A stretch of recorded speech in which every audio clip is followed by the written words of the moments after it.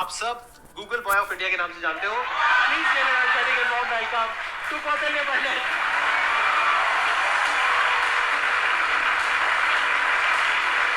अरे अरे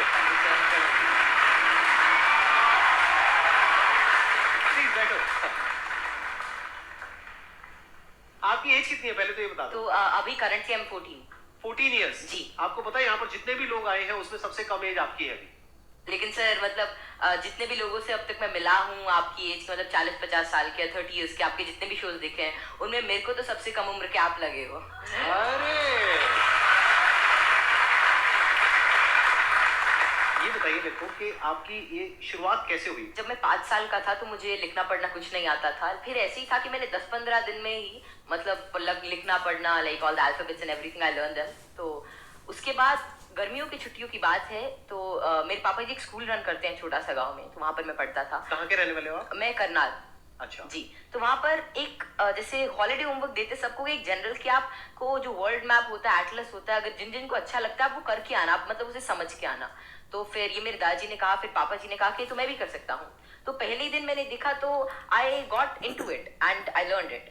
मैं उसमें सवाल पूछता गया और जितने भी मेरे कुछ भी मन में रहता तो वो सब आता गया and within 20 days something I got used to it और मुझे बहुत ही अच्छा लगने लगा।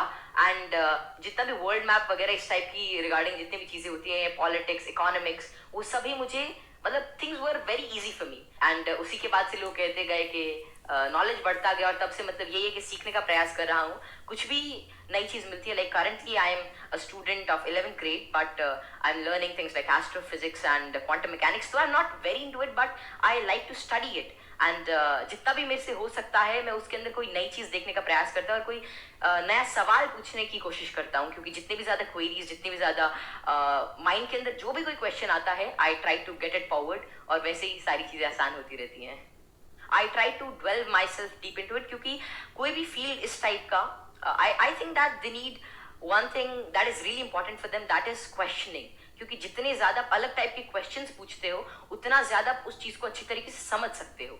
तो वही है कि मैं अभी भी क्वेश्चंस नए ढूंढ रहा हूँ, जवाब उनके मिल ही जाएंगे। बस ये है कि जितने ज्यादा और नए और अच्छे क्वेश्चंस मेरे पास आते गए और आते हैं उनसे मैं आगे बढ़ने का कोशिश कर रहा हूँ।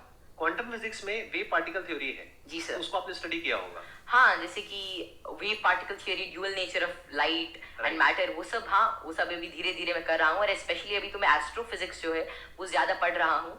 और जैसे कि डार्क मैटर है, डार्क एनर्जी है, तो या फिर माइक्रोवेव रेडिएशन है, बैकग्राउंड रेडिएशन, एक्सपैंडिंग यूनिवर्स, ये सारी चीजें मुझे काफी इंट्रीग करती हैं और इनके बारे में मैं कुछ रिसर्च पेपर्स और अलग अलग चीजें अभी स्टडी कर रहा हूँ। तो जीरो पॉइंट फील्ड के बारे में भी आपने कुछ स्टडी करी है?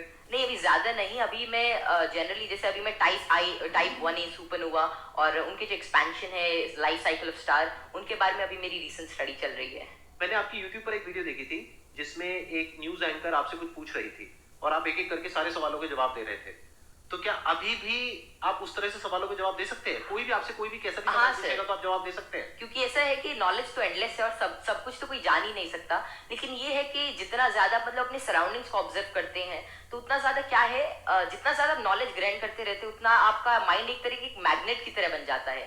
और उसके बाद कोई भी इंफॉर्मेशन कोई भी चीज को आपको आती रहती है। और ऐसा है कि बहुत सारी चीजें मेरे को नहीं भी पता होती और मैं उनको सीखता हूँ। अगर मानो कोई नई चीज मेरे को आज पता चलती है तो मैं उसे सीखूंगा और that would be like great for me. तो कोई भी चीज I always like to entertain and get new answers and new questions, क्योंकि उसी से ही एक नया फील्ड, एक नया पर्सपेक्टिव मेरे लिए ओपन हो जाता है।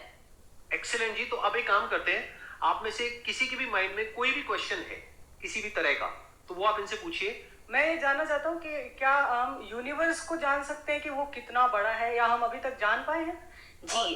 क्या क्या पैरामीटर्स हो सकते हैं उसको नापने के लिए? जैसे कि हमने सुना है कि लाइट ईयर्स होते हैं। जी जी। पर वो कितना बड़ा है, क्या हम इमेजिन कर सकते हैं या हम एक्चुअली में उसे प्रैक्टिकली पता कर सकते हैं? तो जो यूनिवर्स की जो एक्सपैंडिंग यूनिवर्स थ्योरी थी वो एडविन हबल ने दी थी और उनके अकॉर्डिंग जो अभी यूनिवर्स की जो एज है वो नियर अबाउट 13.9 बिलियन ईयर्स है और उसी रेट से अभी एक्सपैंड कर रहा है।